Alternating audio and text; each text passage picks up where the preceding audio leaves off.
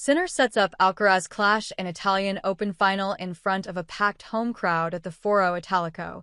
World number 1 Sinner recovered from a slow start to continue his unbeaten run since returning from a 3-month doping ban.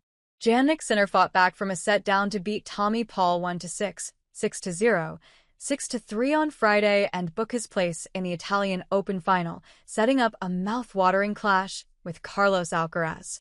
In front of a packed home crowd at the Foro Italico, world number 1 Sinner recovered from a slow start to continue his unbeaten run since returning from a 3-month doping ban. The 23-year-old has now won 26 matches in a row and is one step away from becoming the first Italian man to lift the Rome title since Adriano Panatta in 1976. "If I want to win on Sunday, I'll have to play some of my best tennis," said Sinner. "Carlos played incredible tennis today. Let's see what happens, but from my side, it's incredible to be in the final." Sinner will face Alcaraz, the last man to beat him, in the China Open final back in early October. The Spaniard reached his 4th final of the season with a 6-3, 7-6, 7-4 win over Lorenzo Musetti, overcoming windy conditions and a spirited challenge from the Italian. "I'll have dinner, but my phone will be there watching the match," said Alcaraz after his semifinal. "I need to see who I'll be playing and how they're doing. I always study my opponent." Alcaraz has beaten Musetti 5 times in a row, including last month's Monte Carlo final. Musetti, reflecting on Sunday's final, admitted, "I really rate Carlos. On clay, the best version of him is the favorite against anyone, that includes Jannik." The semi-final clash between Sinner and Paul was one of shifting momentum. Paul raced through the opening set in just under half an hour, taking the first 5 games in only 21 minutes. It mirrored Sinner's own dominant start against Casper Ruud in the quarterfinals.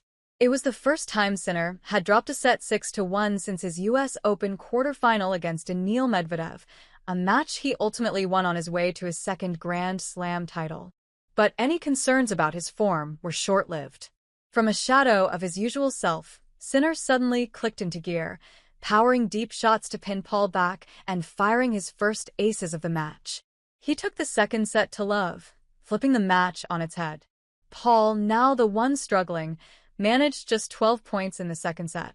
A double fault early in the decider handed Sinner the momentum, and the Italian reeled off 9 straight games before closing out the match. Earlier in the day, Jasmine Paolini reached her 2nd final of the week.